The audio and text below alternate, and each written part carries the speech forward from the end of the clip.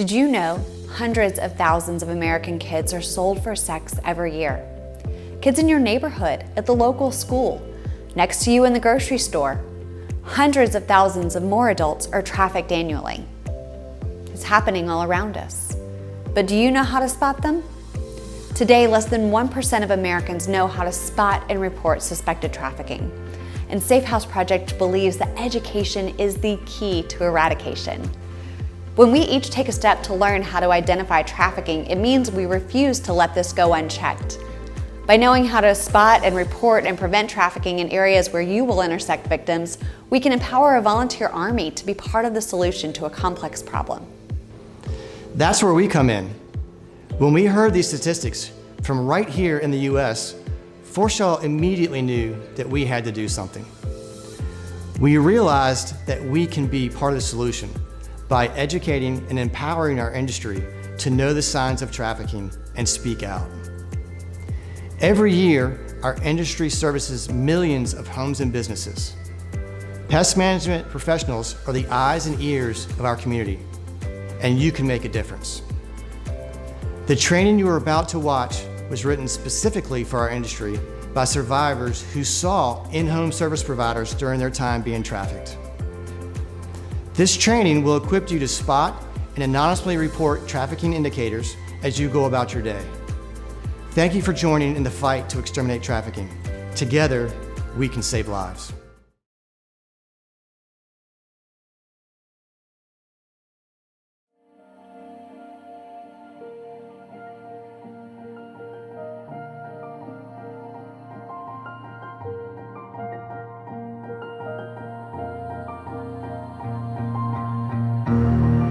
Hi, my name is Christy Wells, and I'm the CEO of Safe House Project.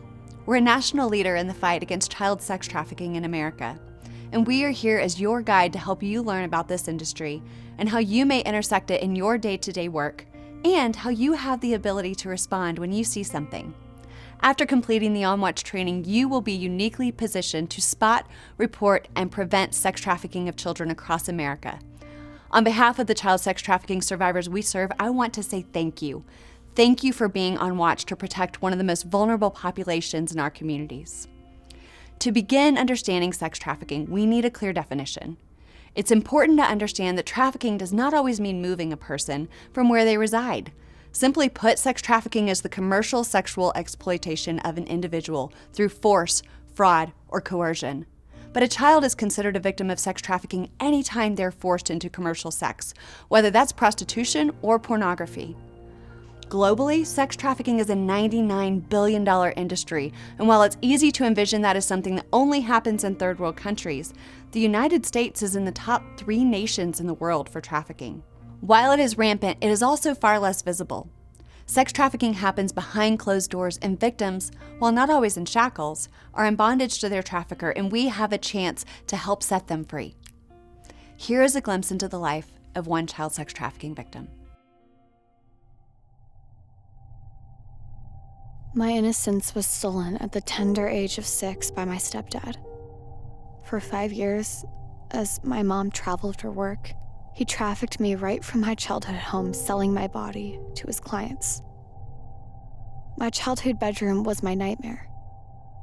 My chains weren't metal links, no, but I was controlled. I was confined. I was dehumanized. Every night I cried myself to sleep, as I longed for someone to finally see me and report what was happening behind closed doors. For this survivor, her story began at 6 years old. It's important to understand that child sex trafficking can happen at any age.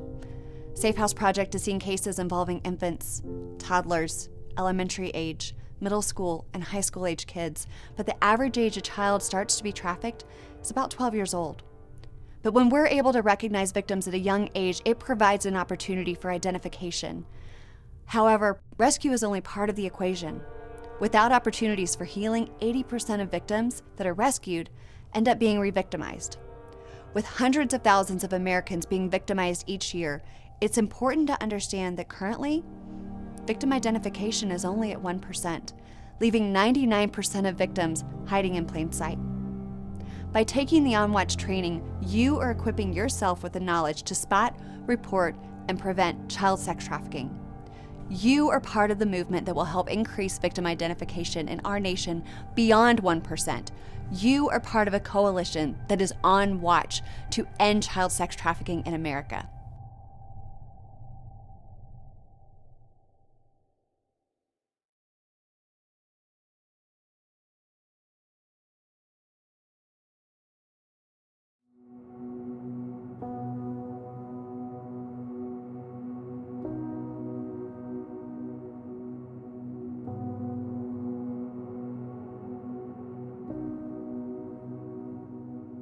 In Module 1, you learn that child sex trafficking is not only a global epidemic, but also one that impacts our nation. Now, we want to help you understand what it looks like in our communities. To do that, it's important to throw out the stigmas that we associate with trafficking and learn the facts. First, an individual does not have to be physically moved to be sex trafficked. Remember, it involves them being sold for sex. In fact, only 4% of child sex trafficking cases involve abduction or kidnapping in America. 70% of sex trafficking victims are trafficked in the community where they live. Over the past few years, there has been a rise in the number of boy survivors identified. Now, 36% of sex trafficking victims in America are boys. As mentioned, child sex trafficking is rarely abduction. In actuality, 40% of American child sex trafficking victims are trafficked by a family member. The statistics show us that sex trafficking occurs in every zip code across America. It is colorless, it is classless, it is genderless. It affects hundreds of thousands of American children every year. To bring this to light, here are the words of American child sex trafficking survivors to give you a glimpse into their world. When I was 8 years old, my sister had a house party with her older boyfriend. Her boyfriend slipped something into my soda, and that was the first night he sold me to his friends. My mom died when I was 12 years old. My dad took me as his wife and started selling me to his friends so he could watch. From the age of 7, my uncle trafficked me out of the back room of his store.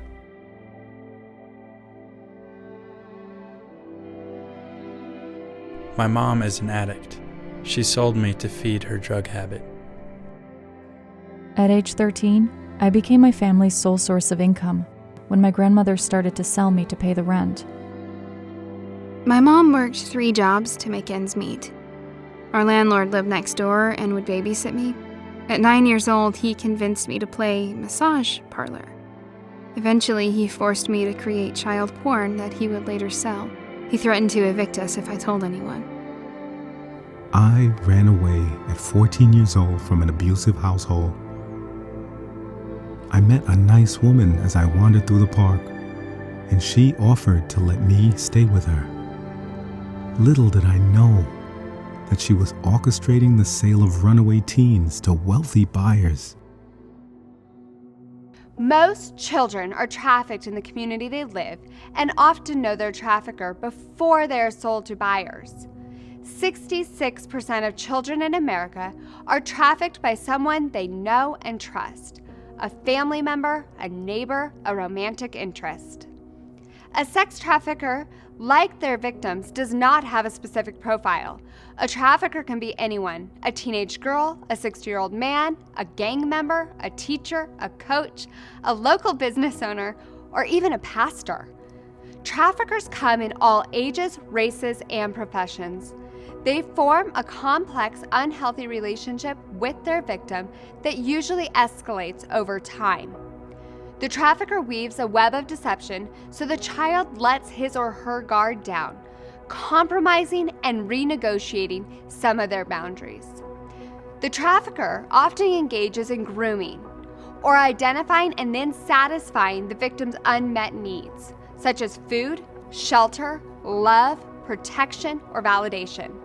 Once a child is trafficked, it's usually the mental bondage that keeps them compliant. Traffickers threaten victims with violence or death to themselves or the people that they care about for disclosing the truth. Most kids won't even understand that they are being trafficked, and it is up to each of us to be on watch for signs of child sexual abuse and trafficking.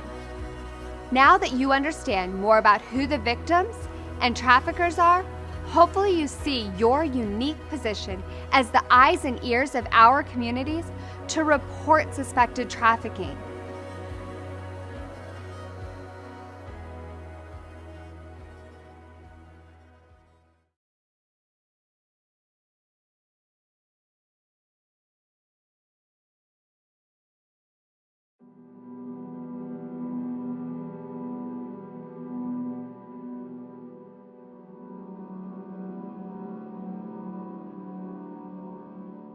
Now that you have the foundational knowledge that sex trafficking in America can impact any age, race, gender, or socioeconomic background, and you understand that traffickers are more likely to be someone the child knows, we will do a deep dive into understanding how to spot and report sex trafficking. First, you will be trained on the common signs and indicators. Second, you will hear stories of how this can look when you are servicing a home or a business or just going through your day. Third, you will learn how to report suspected trafficking. To start, let's understand the signs and indicators of child trafficking that you may encounter throughout your day as you service homes and businesses. One of the first signs that you may notice is a child home during school hours. By itself, this does not indicate trafficking, but if a child is home during school hours and other indicators are present, then there may be reason to suspect child sex trafficking. A common indicator is also physical or verbal abuse. Trafficked children often experience multiple levels of abuse, not just sexual abuse, and physical abuse may present itself as bruises in various stages or healing of other injuries that have been left untreated or inappropriately treated. Often, a child who is being abused shows changes in body language towards specific individuals. For instance, the child may be very afraid or affectionate towards you, but you may notice a behavioral shift when a certain adult comes around the child. The child could become tense, avoid eye contact, and have a distinct change in posture. You may also notice that the adult may not leave the child alone in your presence or let that child answer any questions. Next are a few physical indicators. To start, the child may be dressed provocatively. A child may be wearing long sleeves in summer to cover up bruises, or a short dress in the dead of winter, or promiscuous clothing for their age or for being at home. Some traffickers will brand or tattoo their victims with their name or the word loyal, or a barcode or other symbols that reflect ownership. Regardless of whether a child is currently at home, you may still find evidence of child sex trafficking. For instance, you may find child-sized risque or sexual clothing. You may notice sex toys that are easily accessible to children or in proximity to children. Oftentimes, victims of sex trafficking are required to use sex toys in the creation of pornography or with buyers. Child pornography is illegal. Possession, distribution, and creation of child pornography is a felony. Child pornography is child sex trafficking because it is the commercial sale of a child for sexual purposes, and if you find child pornography, it must be reported directly to the authorities. Next, presence of drug paraphernalia could be evidence of sex trafficking. Drugs are either used as a coping mechanism by the victim or forced on the child by a trafficker to keep a child compliant. Finally, camera equipment is set up in odd spaces. Video or camera equipment set up in a bedroom, living room facing a couch or a child's bedroom, or a security camera installed in an unexpected place can suggest the creation of pornography. Individually, some of these signs will not suggest child sex trafficking, but anytime you find a few of these present in a home or a business, we suggest you report a tip, which will be covered in Module 4. Now that we have reviewed common signs and indicators of child sex trafficking that you may see while servicing a residential or a commercial property, let's understand what these really look like in real life. The following stories are based on actual child sex trafficking survivors who saw technicians coming and going in the time that they were trafficked. They have provided insight around what the technicians could have seen and what they could have reported. These are their stories.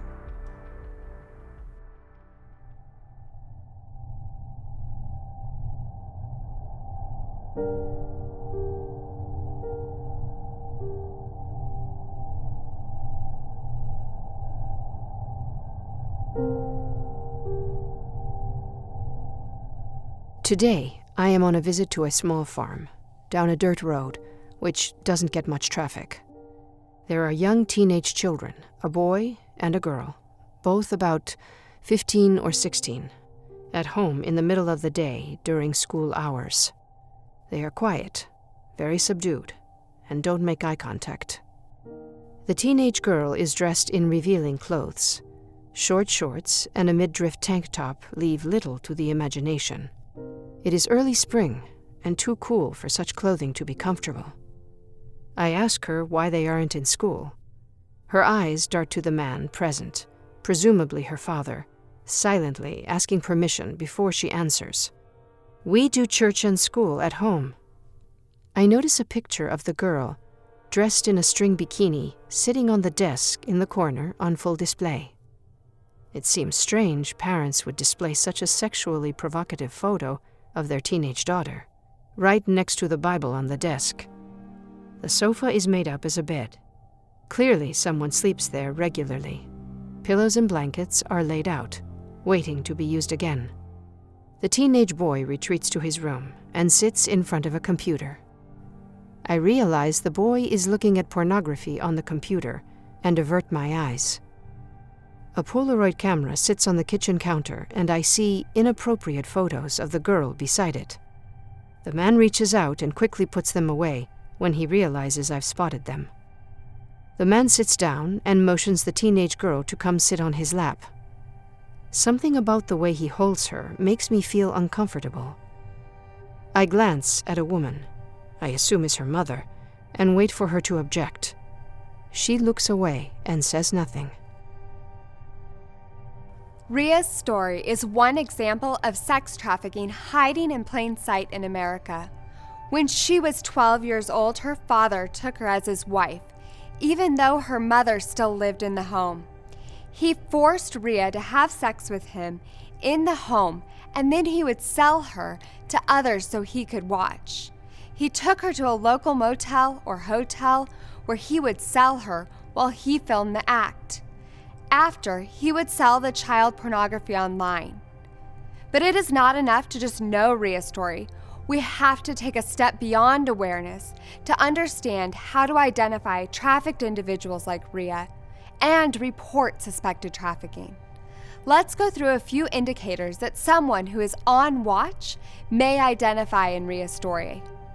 Rhea and her brother were at home during school hours with no real indicators that they were homeschooled by their parents. The camera equipment and the made-up bed in the living room suggest that someone in the family was being filmed for pornography. Not only was Rhea dressed inappropriately for the weather, but she was also dressed in a provocative manner. Both Rhea and her brother seemed disengaged and weren't allowed to speak for themselves. Finally, it is clear that pornography was normalized in the home, and that Rhea and her father appeared to have an inappropriate relationship. As Rhea says, I was eventually rescued by my knight in a shiny Camaro. Her now husband recognized that she was being abused. Because he saw something and reported it to authorities, Rhea was freed from her traffickers. Today, she is a leadership speaker, trainer, and author. She helps the world understand that your past doesn't have to define your future.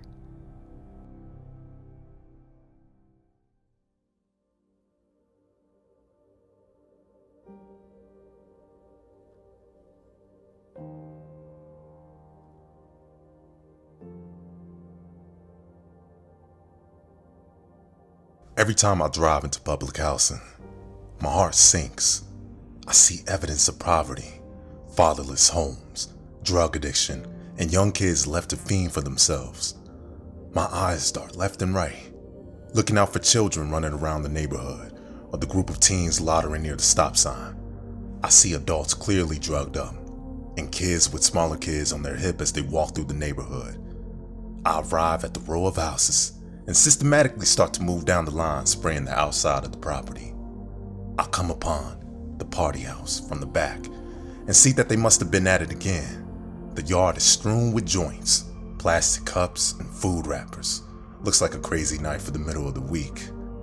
As I come around the front of the house, I am shocked at the large number of girls hanging out on the porch. The storm door opens and closes with a new girl appearing every few minutes. One of them hollers at the youngest, "Tiana, hurry up." As I get closer, Tiana and the girls make their way to the car parked in front. It looks like they are dressed for the club, but they're definitely too young. It's 1 p.m. on a Wednesday. Shouldn't they be in school? An older man hollers and honks from the driver's seat for them to hurry. The girls move quickly into action under his orders. When the girls see me, they almost shift into different characters as they begin yelling. "Hey mister, you come here for us? You better be ready to pay." As the father of 3 daughters, I look at these young girls and I wish I can tell them, your future can be so much more and your values is not tied to your body. I wave politely at them. The one her friends call Tiana turns towards me. We lock eyes, and I notice a look of desperation in her face. As she turns from me, I notice all the girls have the same tattoo branded across their arms. As they drive away, Tiana hollers out the window, "Bye, mama," to a woman standing nearby. The woman is dazed and drugged with a pregnant belly and a baby on her hip. She seems unfazed by the sight of girls being driven off like cattle to auction. Tiana's story is one example of sex trafficking hiding in plain sight in America. But it is not enough just to know her story. We have to take a step beyond awareness to understand how to identify trafficked individuals like Tiana and feel equipped to report suspected trafficking. So let's go through a few of the indicators that someone who is on watch might identify in Tiana's story. For Tiana, her story was the same as all of the other girls in the neighborhood. Dad was gone, her mom was on drugs and struggled to keep a job, she was the oldest of 6 kids with the baby sister on the way, she was the caretaker of her home because her mom was always out or asleep. Tiana's nightmare began when she was 11, and her mom told her that it was time for her to start making money to help with the bills. Tiana had only one option presented to her, the one accepted by her peers, propped up by the music industry, glamorized on TV. She didn't want to, but she knew her mother wasn't going to pay for the food for the kids. So at 11 years old, she handed herself over to the most prominent pimp in the neighborhood, the one her other 6th grade friends went to when their mothers told them that it was time for them to start making money. Tiana accepted her reality and choked back the tears every time she was sold. No one was looking to help her because no one thought it was wrong. It was part of the cycle of poverty, drugs, and gangs, and letting her body be sold at a price was the only thing that would put food on the table for her siblings. Tiana was a young girl who lived in an impoverished community. She was home during school hours. She demonstrated over-sexualized behavior, which was condoned and encouraged by those around her. Her mom didn't seem impacted by the sight of her daughter's behavior and appeared to accept her offering herself for a price. When prostitution is normalized, child sex trafficking is often missed. However, anytime a child is engaging in commercial sex, regardless of whether there is evidence of force, fraud, or coercion, it is considered sex trafficking and it must be reported. As we mentioned in the beginning of the training, sex trafficking exists across America and can affect socio and economic backgrounds of all kinds.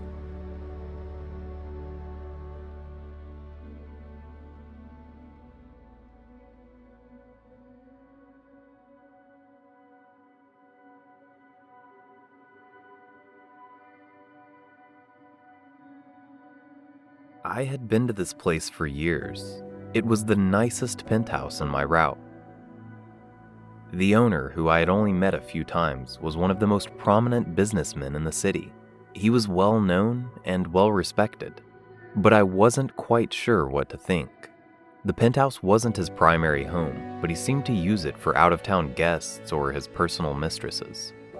I had seen many women over there, but they seemed to get younger and younger every time I visited. The first time I saw her, I thought maybe she was the man's granddaughter. She was young, too young.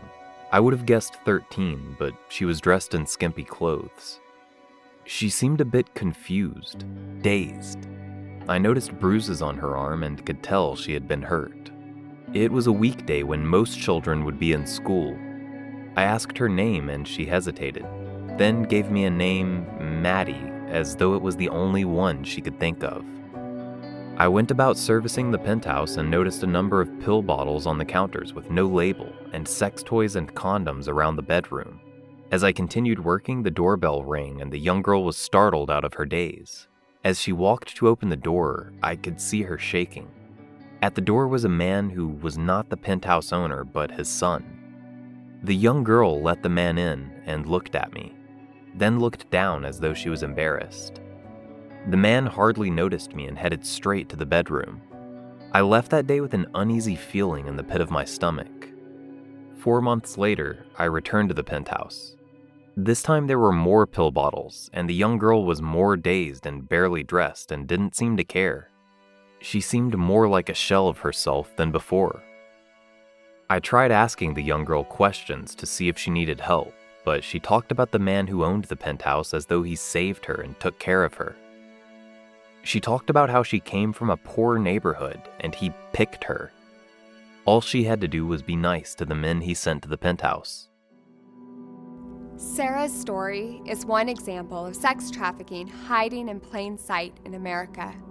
She ran away from a sexually abusive home when she was 12 and quickly found herself in the care of a woman who swore to protect her, and she did for 2 months until she sold Sarah to her highest paying client.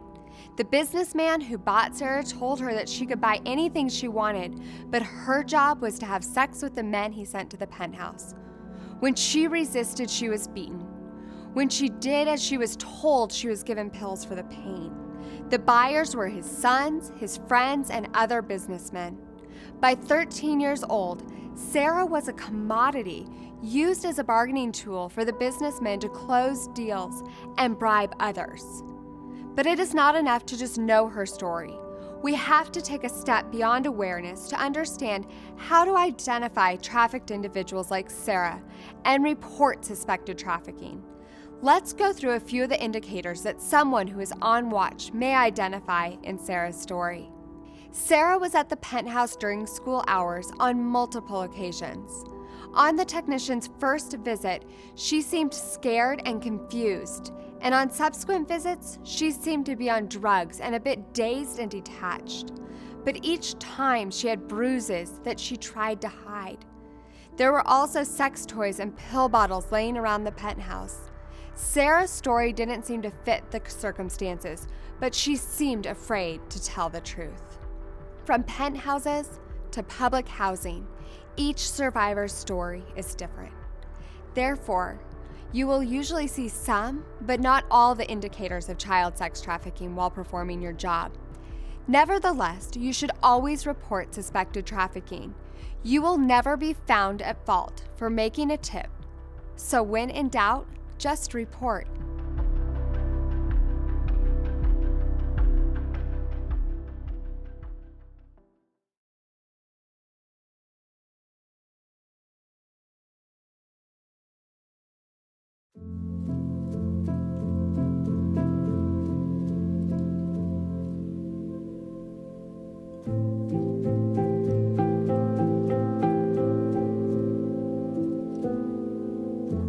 The majority of survivors of sex trafficking are not going to identify themselves. While there are many reasons for this, one of the most common is trauma bonding with their trafficker. Trauma bonding is a powerful emotional attachment that a victim has to their trafficker, stemming from power imbalances and intermittent good and bad treatment. Another common reason survivors may not self-identify is when they have asked for help previously, no one believed them. Neither of these things should change our response to suspected trafficking. As you have seen throughout the training, trafficking presents itself in many different ways, and we all need to be on watch to help eradicate sex trafficking.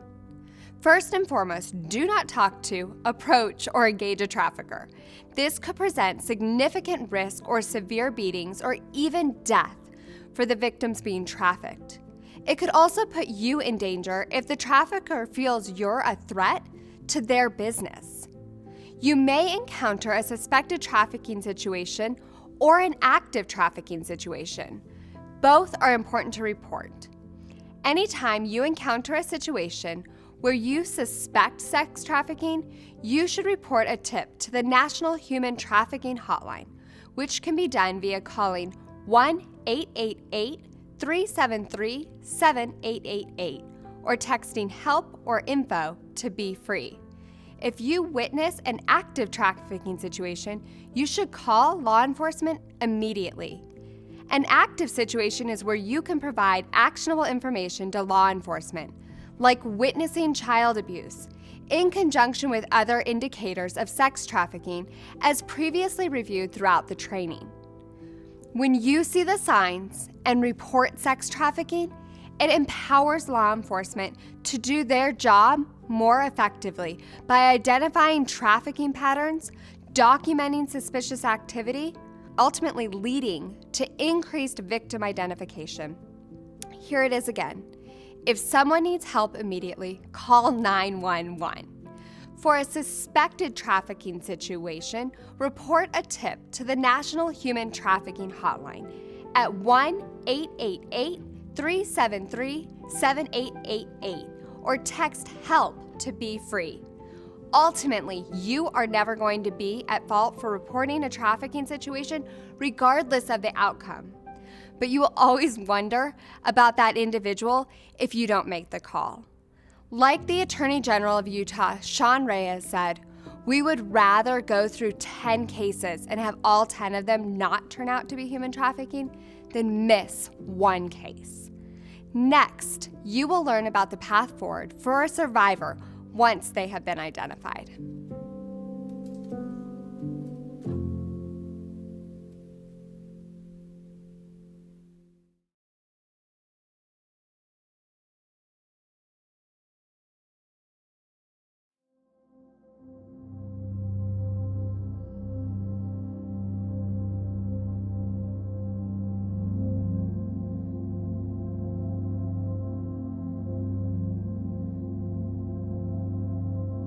In order for survivors to escape the cycle of victimization, they need programs and people that help empower their path to freedom. Simply escaping a trafficker does not equate to freedom, and for years, efforts have been made to raise awareness of sex trafficking, make laws to prevent it, and rescue those enslaved, but the story cannot end at rescue. Safe House networks are a comprehensive solution to survivor care that works to assist a survivor from the time of escape to help them reintegrate back into society. A safe house is not a shelter. A safe house is a home where survivors can receive care through therapy, medical attention, education, life skill training.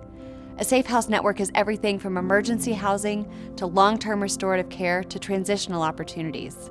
It is creating a continuum of care, empowering a survivor's path to freedom.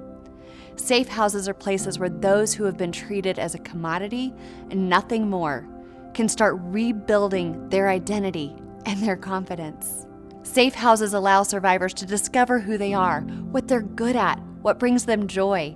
The basic parts of personality and identity are often robbed from survivors.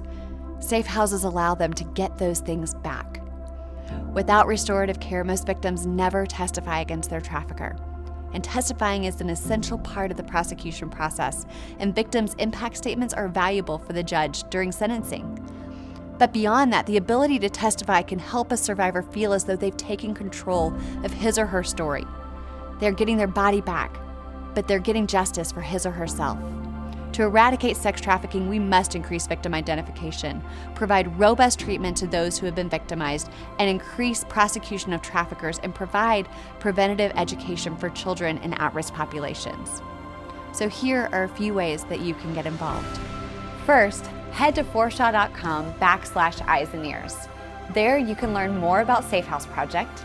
You can make a donation to provide additional education, emergency services, safe housing, and survivor empowerment opportunities for victims. You can download your Partner in Freedom badge, which can be used on your website, email signature, and social media platforms to share that you are part of the solution. You can download your training certificate of completion. And you can request a Partner in Freedom decal to display in your vehicle or office window. And finally, you can go there to get the links to share this training with your colleagues and peers to help us grow a volunteer army to combat trafficking and further awareness. On behalf of Forshaw and Safe House Project, thank you for becoming a Partner in Freedom. You now have the tools to protect future generations from exploitation and help end sex trafficking in America. We encourage you to display your decals in your office and vehicles to proudly share with your community that you are a partner in freedom. Together, we can exterminate trafficking.